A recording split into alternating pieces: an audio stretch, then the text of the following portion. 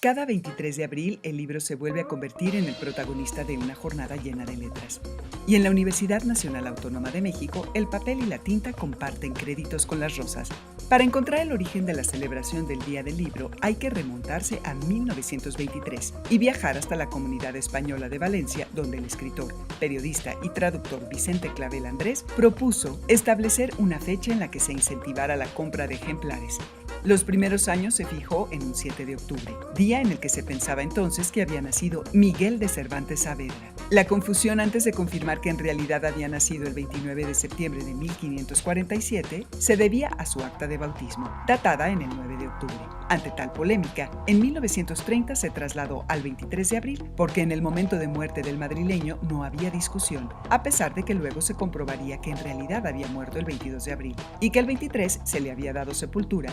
La fiesta pronto resultaría un éxito, pues en ella participaban editoriales, universidades, librerías, escritores.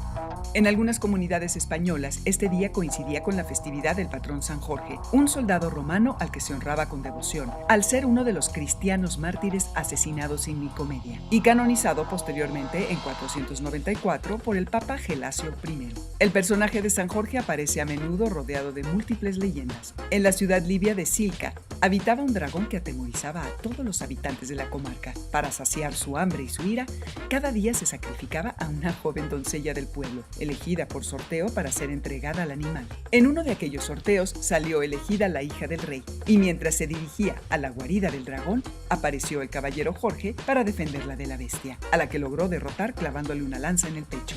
De la sangre que derramó la criatura nació un rosal lleno de flores. Los ciudadanos, siempre ávidos de creer en leyendas y seguir tradiciones, alimentaron la costumbre hasta que los textos y las flores llegaron a formar parte de un paisaje urbano. Para cuando la UNESCO aprobó en 1995 la conmemoración del libro y los derechos de autor en esta fecha, sumando al genio anglosajón William Shakespeare, al que los calendarios gregoriano y juliano quisieron hacer morir también el mismo día que a Cervantes, las calles se habían llenado de puestos de libros y kioscos de rosas. Desde el 23 de abril de 1996 se celebra en más de 100 países. Y se aprovecha esta fecha para estrenar o publicar obras como la primera edición de El Quijote en braille, que salió en 1925. También un 23 de abril, pero de 1976, se empezaron a entregar los premios Cervantes, precisamente en el Paraninfo de la Universidad de Alcalá de Henares, por lo que levantamos las copas para brindar por todos los Jorges y animamos a los lectores a comprar y sobre todo a disfrutar de muchos libros. Y que vivan las letras, todas.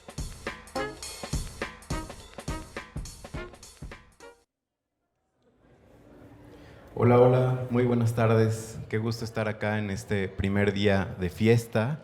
Me emociona muchísimo verles, desde luego estar con estos autores, estas plumas que nos encantan. A nombre de Cultura UNAM, Literatura UNAM y Universo de Letras, les agradezco muchísimo.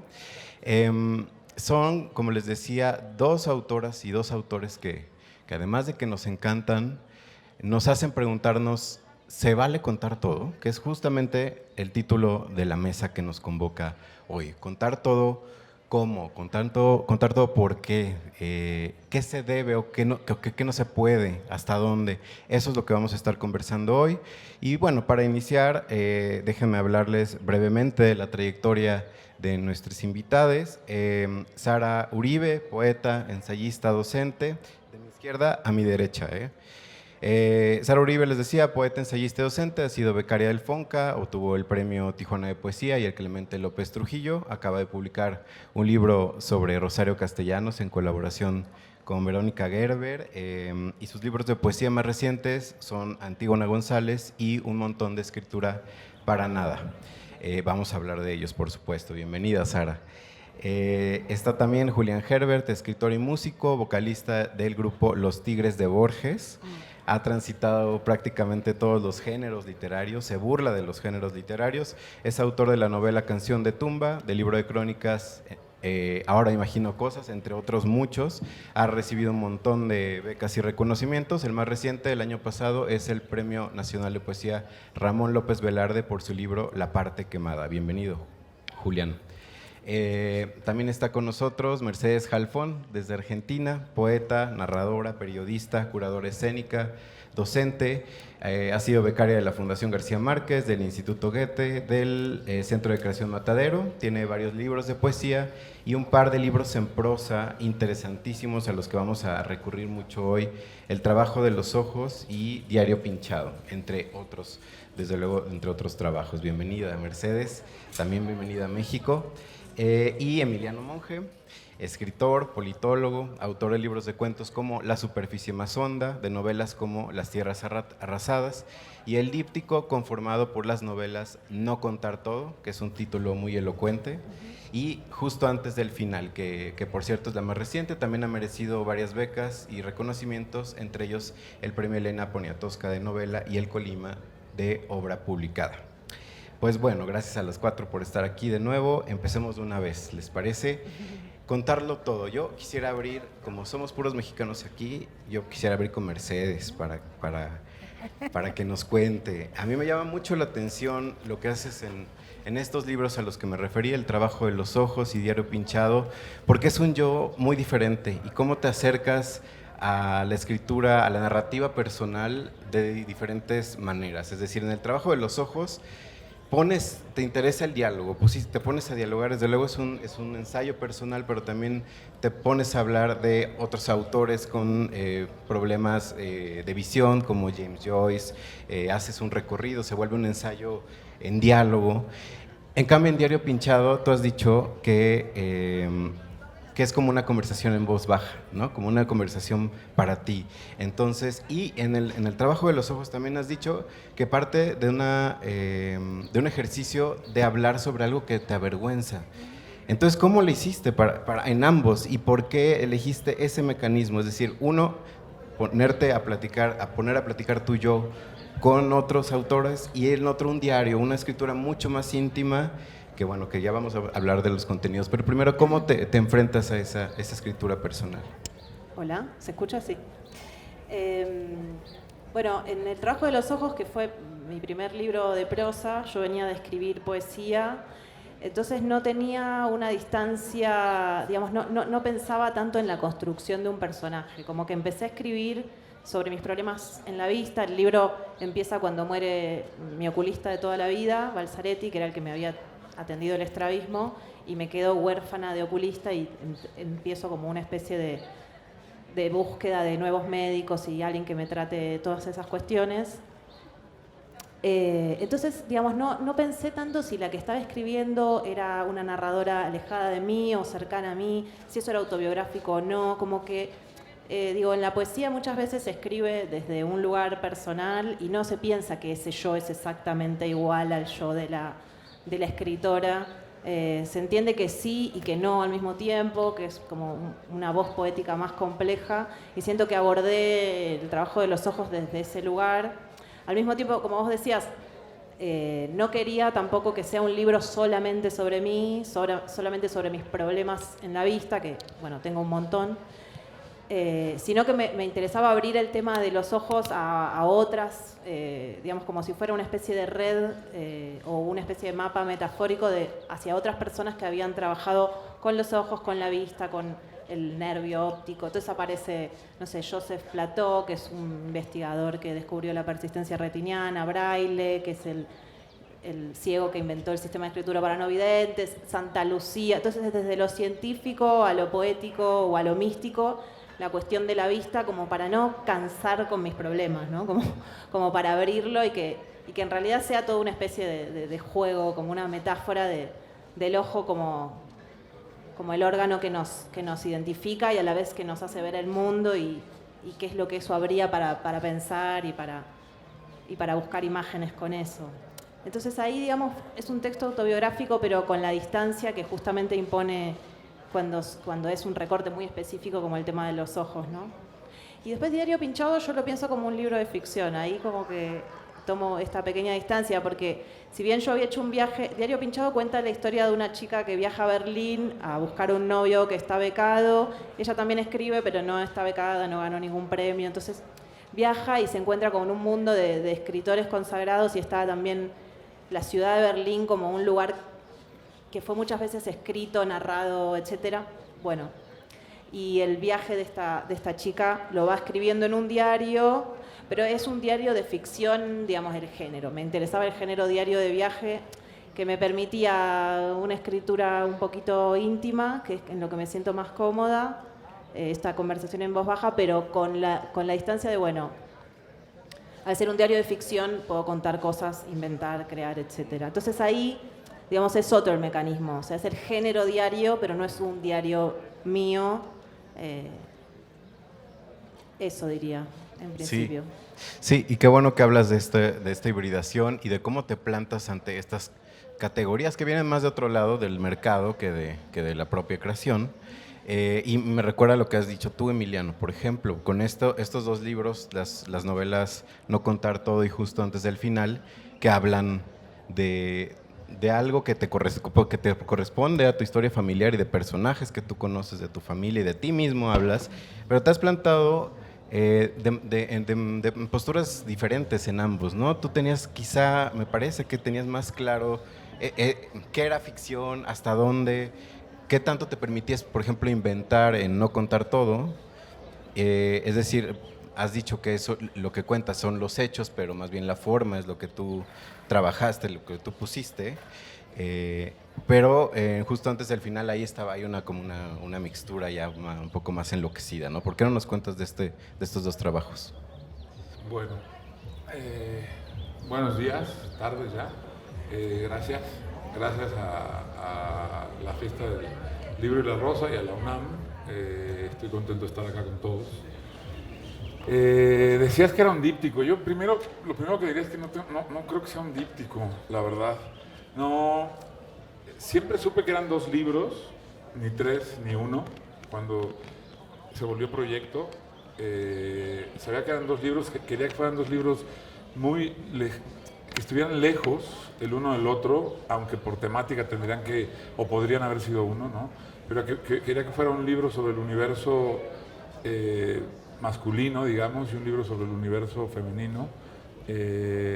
Y empecé a partir de eso a diferenciarlos, ¿no? Y obviamente una de las cosas a través de las cuales lo diferencié fue esto que estás diciendo, ¿no? No contar todo, yo tenía muy claro los límites de la ficción y de la no ficción, o me interesaba que quedaran claros, ¿no? Y en justo antes del final me interesaba lo contrario, me interesaba que no estuvieran nada claros, que además me parece que es la literatura latinoamericana de algún modo está avanzando hacia ese lugar en el que importa muy poco el límite entre lo que nace de la ficción y de la no ficción, ¿no? Y es un trabajo completamente distinto, ¿no? El yo ocupa un lugar completamente distinto en los 2 libros, eso también los hace muy distintos, ¿no? En No contar todo, el yo es uno de los personajes, en justo antes del final está ahí nada más como colando las voces de los demás, y hay una diferenciación en ambos casos de mí, ¿no? O sea, no soy yo el narrador de ninguno de los 2 libros. Sobre los límites es extraño, o sea, a veces pensamos que cuando volvemos ficción algo, o cuando tomamos algo de la realidad para volverlo ficción, solamente lo podemos volver ficción si pensamos en cómo lo contamos, ¿no? O de qué lo revestimos, o de qué lo desnudamos, ¿no? Y a veces no, a veces basta con un movimiento en el tiempo, por ejemplo, ¿no? Si algo que pasó en el 2000 o en 1963, yo lo cuento como si hubiera pasado 2 años después, si lo muevo de un año a otro, lo estoy volviendo ficción de golpe, ¿no? Aunque lo trate de narrar como fue. Y luego está el asunto también de qué tanto realmente podemos decir lo que pasó, ¿no? O sea, lo que sucede acontece una vez. La siguiente vez que nos aproximemos a ese acontecimiento lo vamos a recordar. Pero ese recuerdo es también único. Solo sucede una vez, porque la siguiente vez vamos a recordar el recuerdo de lo que sucedió, y luego el recuerdo del recuerdo de lo que sucedió, y así nos vamos a ir alejando cada vez recordando el recuerdo del recuerdo del recuerdo del recuerdo de lo que sucedió, y la memoria en ese sentido funciona como un teléfono descompuesto, ¿no? De algún modo, esa descomposición del recuerdo es lo que uno puede convertir en literatura, ¿no? Porque esa descomposición es también la infección del recuerdo de la memoria, ¿no? O sea, cómo la imaginación empieza a infectar la memoria. Y sucede lo mismo cuando imaginamos. Cuando imaginamos algo, el primer momento en el que lo imaginamos nos llega algo, un momento. La siguiente vez que nos aproximemos a eso va a ser el recuerdo de lo imaginado también. Vamos a reimaginar lo que ya imaginamos. Entonces también la imaginación, el tiempo que pasa entre la primera vez que algo nos llega y después llegamos a escribir, está infectado por la memoria, ¿no? Que va colonizando la imaginación. Entonces, en esa tensión entre una cosa y otra es donde surge la literatura, la que tiene un origen ficcional absoluto y la que tiene un origen también, o que parte de algún motivo o pretexto autobiográfico, ¿no? Y ahora, estos yoes, insisto, Julián, tú, por ejemplo, a mí es una duda que me ha surgido cuando te he leído. Tú tienes muy claro, por ejemplo, con todo este asunto del periodismo gonzo, las crónicas que te metes y empiezas, no sé, La Casa del Olor Ajeno, pero también ahora imagino cosas. ¿En qué se diferencia a la hora de, o sea, del cine, en el taller, en la carpintería narrativa? ¿Cómo te plantas ante esos hechos narrados en por ejemplo, estos dos libros y lo que hiciste en Canción de Tumba, que además eso era pues personalísimo y además, bueno, de un asunto que también quisiera que tocáramos, que es el de la autocensura? Pero bueno, ¿cómo te plantas ante estos dos caminos? Bueno, hola a todos y gracias por venir y gracias por invitarme. Yo te diría primero, me late mucho lo que dices sobre la carpintería, porque para mí el problema central es el taller, es el trabajo formal, ¿no? Porque yo creo, que como escritor, para mí lo más interesante de acercarnos al yo, de acercarme al yo, es la búsqueda de impersonalidad, ¿no? Es como, a mí me encanta el oxímoron y yo creo que el proceso de acercarse al yo es un profundo proceso de impersonalidad. Es muy radical porque tienes que construir un distanciamiento.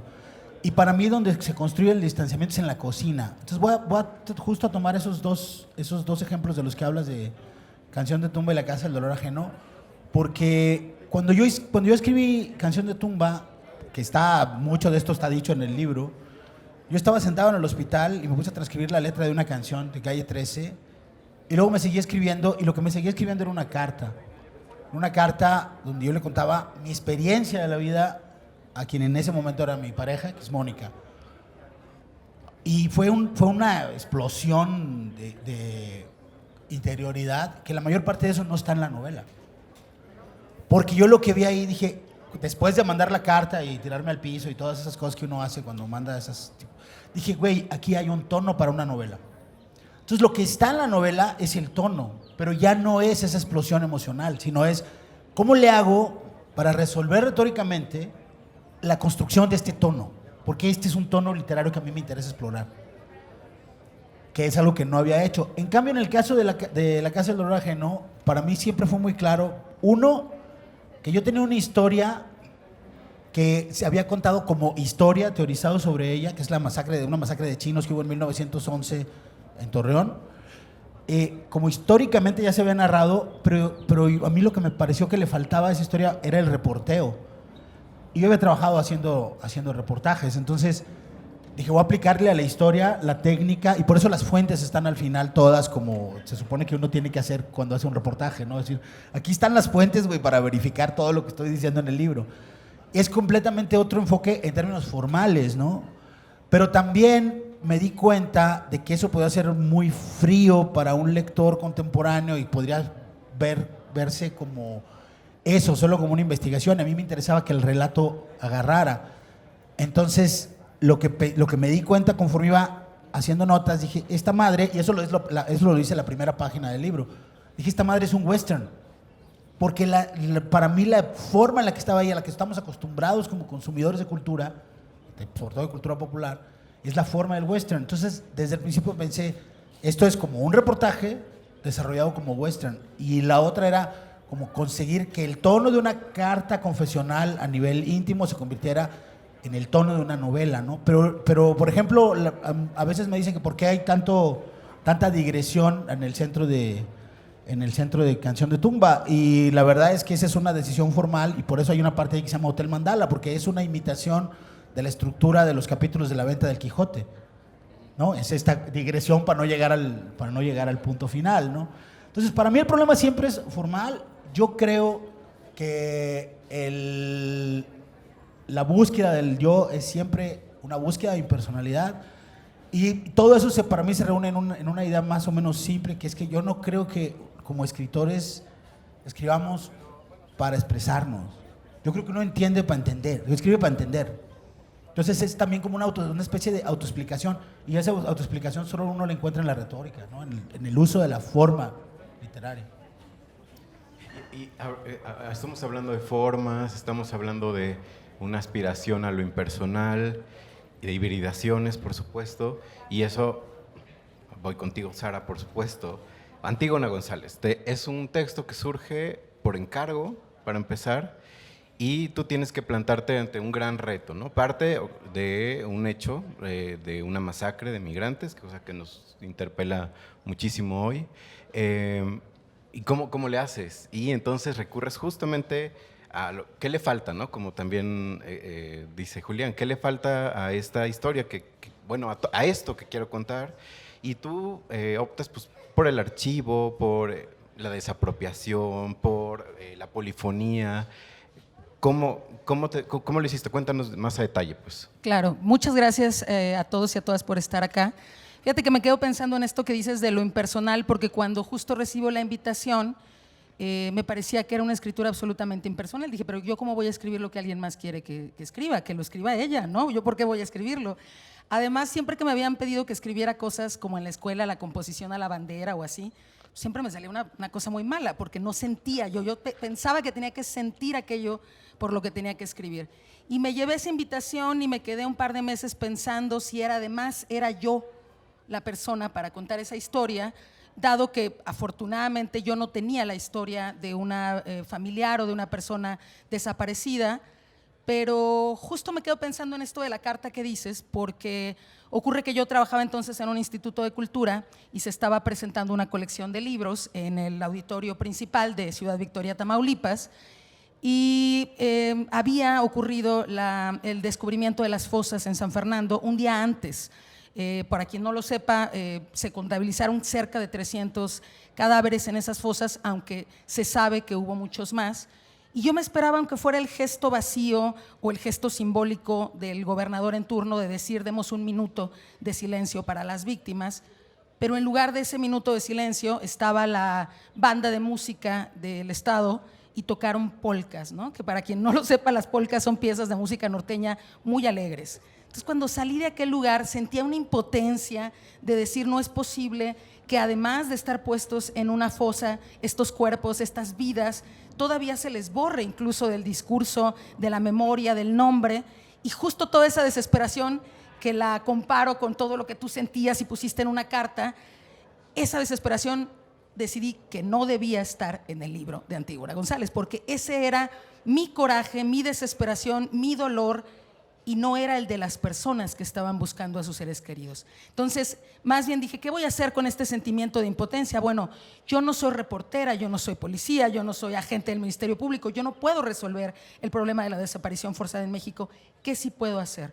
Lo que puedo hacer es que a través de un poema, a través de un libro de poemas, construir, y ahí está lo formal en lo que concuerdo contigo, una caja de resonancia donde las voces de estas personas, las voces de los familiares que están buscando a sus seres queridos desaparecidos, puedan seguirse escuchando, pero en otro tono. Justo coincido en lo del tono, porque ¿dónde estaban esas voces que yo fui a tomar? En un archivo, pero un archivo de nota roja, y lo que tiene la nota roja es que la leemos o la vemos en el noticiero e inmediatamente la borramos. La naturaleza o el ser de la nota roja es estar un momento y desaparecer después. Entonces eso no lo podemos anidar. Entonces dije, voy a traerme las voces, los testimonios, lo que estas personas dijeron, que está en el medio en el que está hecho para que desaparezca, me lo voy a traer a un medio en el que no va a desaparecer.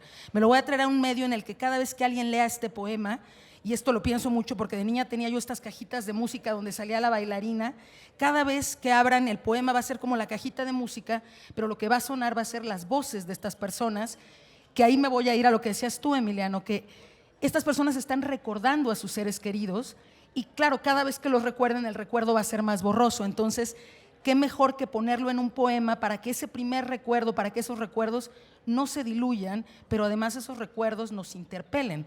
Porque la otra cosa que me topé a la hora de hacer la investigación del archivo era que la mayoría de las personas que hablaban de sus seres queridos lo que hacían era construir con palabras el cuerpo que no estaba. Es decir, siempre estaban hablando de, no sé, mi papá se ponía sombrero, traía siempre su cinturón, usaba sus botas, le gustaba comer asado de boda. Entonces, es con el lenguaje construir una ausencia.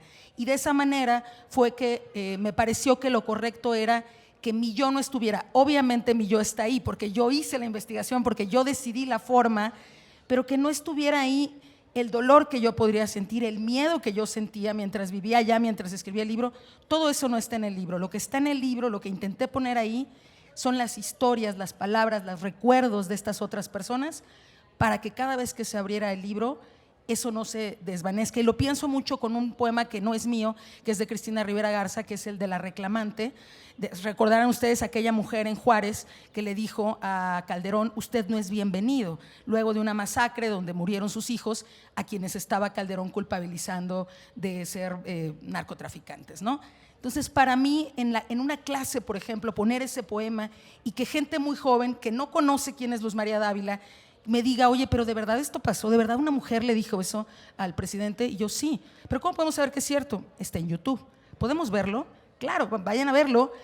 Es decir, el poema permite conectar a los lectores, a las lectoras, a los lectores con esas otras historias, y por supuesto estoy yo ahí, pero desde lo formal, no desde la expresión de mis sentimientos o de lo que yo pude haber sentido de leer todas esas historias, sino desde construir esta cajita de resonancia, que es como si fuera un micrófono, como si fuera un altavoz, y que esas historias sigan sonando, se sigan escuchando, ¿no? O sea, los dolores ajenos y la indignación puesta a disposición de la forma, ¿no? Es algo así. ¿Y tú qué onda, Emiliano, con las tierras arrasadas, que es un tema fortísimo, que nos apremia, nos sigue apremiando? ¿Cómo lo hiciste tú? ¿Cómo te plantaste ahí, por ejemplo? Bueno, a ver, concuerdo con todo lo que dice Sara, ¿no? Y la motivación, o lo que explica, es muy parecido a la motivación que yo tenía y que yo fui encontrando en las tierras arrasadas. Y concuerdo también lo que dice Julián, que el asunto es la forma, siempre. La literatura, el asunto de la literatura para los escritores tiene que ser la forma, ¿no? Cómo construir, cómo encontrar, desde qué lugar se va a contar algo, ¿no? Las tierras arrasadas es, para quien no lo sepa, también una historia de migrantes desaparecidos centroamericanos tratando de cruzar México para llegar a Estados Unidos, y es también la historia de amor de dos secuestradores, ¿no? De algún modo, esos dos opuestos son los que le dan forma a la novela. Están las voces también de los migrantes desproveídas, digamos, desprovistas de la individualidad. El migrante, cuando cruza o cuando entra, cuando empieza el camino, cuando va a pasar, abandona su país para ir allá donde vaya, pero entra en otro país, en ese cruce de la frontera pierde la identidad, pierde el nombre, pierde muchas veces el idioma, pierde casi todo lo que lo hacía ser quien era, ¿no? Y pasa a ocupar esto de lo que hablaba Hannah Arendt de los sujetos sin derecho a tener derechos, ¿no? ¿Qué les queda? Les queda la voz. Pero la voz sin individualidad es la voz de un coro, digamos, ¿no? La voz de todos. Y la novela va siendo interrumpida cada tanto por fragmentos de testimonios, un poco como sucede también en el libro de Sara, ¿no? Pero todo esto está contrapuesto a esa otra parte, ¿no? A la historia de amor de Estela y Epitafio. Y esta es una decisión formal. ¿Por qué? Porque me parece que este tipo de historias o este tipo de realidades en las que estamos se deben presentar no solamente un lado, es decir, la literatura que nos puede generar la posibilidad de la empatía en el lector, ¿no?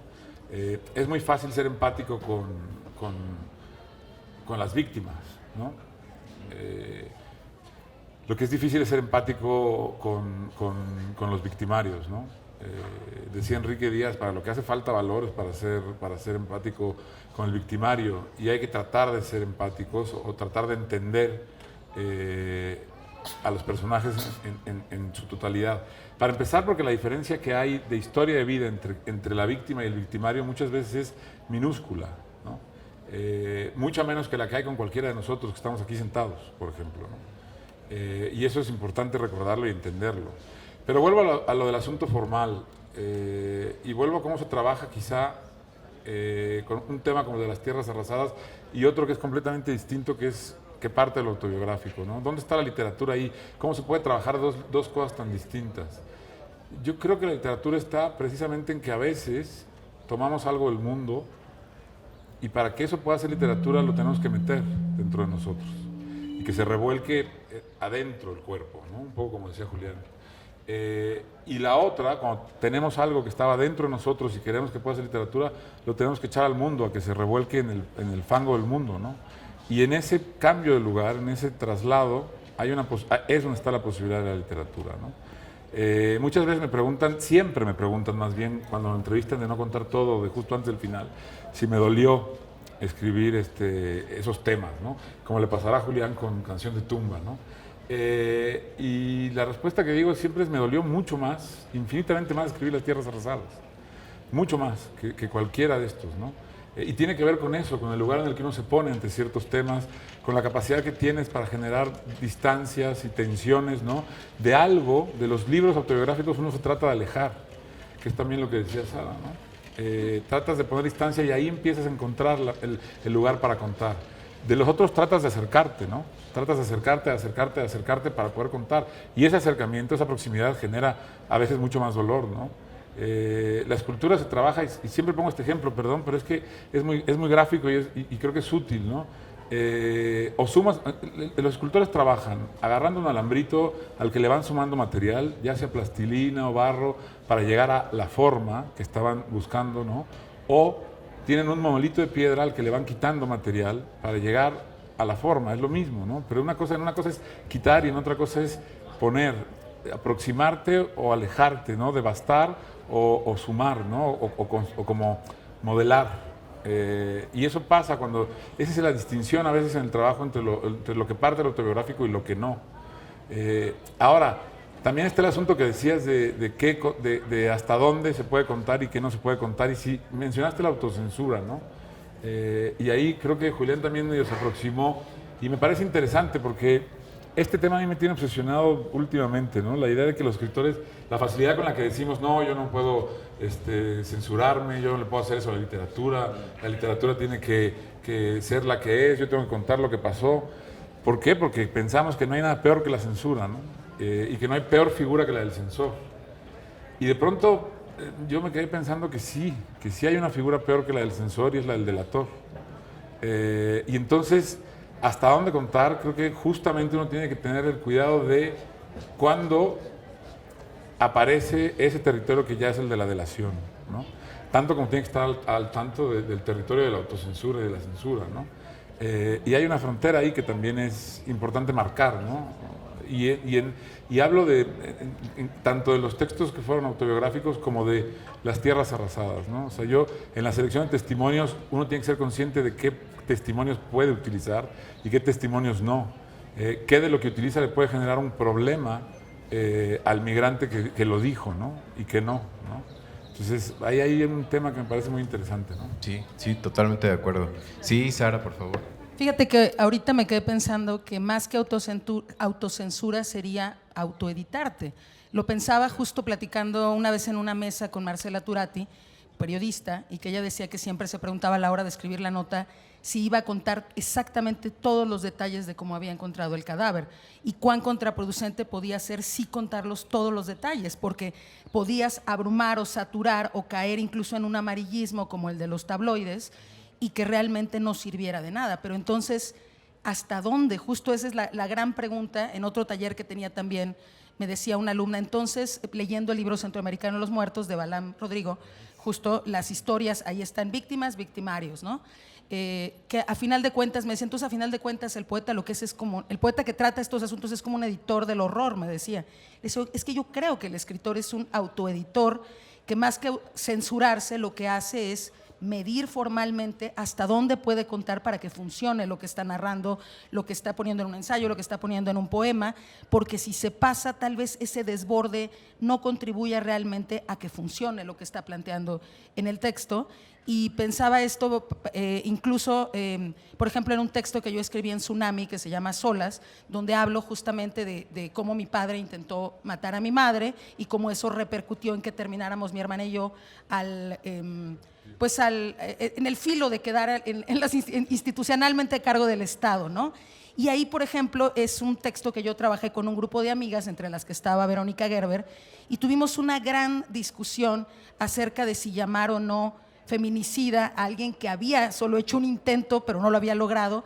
Pero a lo que voy es a ¿por qué medir con tanto cuidado qué palabra utilizar para referirnos? Bueno, justamente porque en un tema de violencia de género creo que me ha tocado ser jurado de concursos y leer poemas donde se vocifera toda la rabia y está muy bien, pero no para que esté formalmente en un poema. Es decir, no va a funcionar porque es como si vaciaras todo, como si le pusieras todo lo que tienes, y creo que a la hora de escribir de lo que se trata es de elegir qué materiales vas a dejar fuera, qué materiales vas a dejar adentro, para que esa historia, autobiográfica o no, que estás queriendo contar, funcione y provoque las preguntas o provoque las dudas o provoque aquello que tú quieres que provoque. Entonces, creo que yo me quedaría más con autoeditarnos, porque creo que el sobrepasarnos no ayuda tampoco en los textos, tampoco quedarnos cortos, por eso es tan difícil. Y ahora que has vuelto también y que has hablado de algo personal desde el yo, quiero volver contigo, Mercedes, brevemente, porque nada, nos quedan como 5 minutos, pero que nos cuentes cómo te autoeditaste, justo partiendo de la vergüenza. Tú lo dijiste, esto me avergüenza, y además, y después te pusiste a hacer un libro. ¿Cómo te autoeditaste ahí brevemente? No, pensaba en esto que están diciendo, que, digamos, por un lado, escribir siempre es editar, siempre es recortar, o sea, contarlo todo es imposible, siempre hay cosas que van a quedar afuera, y en los materiales autobiográficos, eso que queda afuera o lo que queda dentro, bueno, se vuelve complejo y tiene un montón de implicancias. Lo que me pasa, escuchándolos igual, digamos, son materiales muy distintos con los que están trabajando que con los que trabajo yo, que habitualmente no tienen ninguna relevancia social ni son controversiales para nada. Entonces ese dilema en sentido fuerte no me lo encuentro muy a menudo, pero sí pienso que cuando uno escribe desde un lugar determinado, materiales autobiográficos, siendo madre o hija o abuela o nieta, siempre escribe un costado de la historia y siempre hay una pequeña traición a los demás, porque no vas a poder contar la verdad de tu hermana, ni de tu madre, ni de tu padre, vas a contar la tuya. Y que hay una zona de lo que una cuenta que no se decide, que no se elige, que no se controla. O sea, creo que la literatura también es algo que se maneja a medias. Quiero decir, aquello que yo quiero contar y lo que no quiero contar, hay una zona en la que sí decido y hay una zona en la que no, que me sobrepasa, ¿no?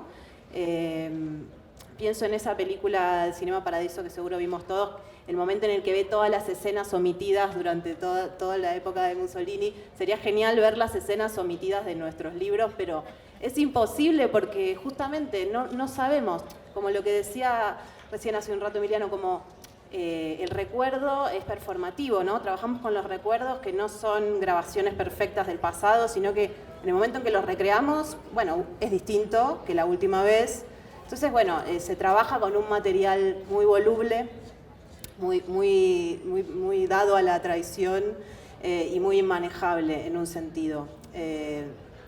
Bueno, volviendo a la pregunta de lo del estrabismo, para mí fue hermoso poder hacerlo porque me cambió totalmente la relación con mi cuerpo y con la vista, y los ojos, en vez de ser algo como complejo y que me daba vergüenza, se convirtió como en un tema de investigación para toda la vida. O sea, me vivo encontrando y anotando cosas vinculadas a la vista. Entonces fue sumamente interesante. Pero digo, pensando en esto que decían de la frontera o del límite, hasta dónde contar, y yo estoy trabajando ahora en una novela nueva que es sobre mi padre, que mi padre fue un militante peronista en los años 70 y toda la dictadura, él estuvo cesante y no pudo trabajar y fue un periodo muy oscuro de mi vida, yo no había nacido, perdón, de la vida de mi familia. Y cuando trabajamos sobre la vida ya y más concretamente de los demás, ¿no? Cuando lo autobiográfico se corre un poco hacia contar la vida de alguien cercano, bueno, ahí sí te empezás a encontrar con ciertos dilemas. La vida de los otros ahí sí es como, no un límite, pero una frontera que hay que preguntarse cómo la cruzamos. Y creo que el único límite que yo encontré fue como el dolor, ¿no? O sea, si algo de lo que yo voy a escribir va a provocar dolor, no lo voy a escribir. O sea, quizás otra persona puede hacerlo, pero digamos, ahí yo me encontré en algunas entrevistas, porque está basado en entrevistas, como con cosas que, bueno, listo, llegamos hasta acá, ¿no? Quiero retomar algo que dijiste, lo de la traición. ¿A quiénes traiciona? ¿A quiénes traicionas? Si te lo preguntas al escribir. Pero con eso vamos a cerrar, Julián, contigo en un minuto. ¿A quién una obra? Sí, porque como estamos en tele, tenemos muy poco tiempo. Viendo tu obra en retrospectiva, ¿crees que te has traicionado a ti mismo o has traicionado algo de lo que querías contar? Sí, ¿no? Como cualquiera de los que estamos aquí, porque si no, ¿qué sentido tiene la vida? No, yo creo que la traición es un punto básico. Voy a retomar lo que han dicho para cerrar hacia allá, diciendo esto.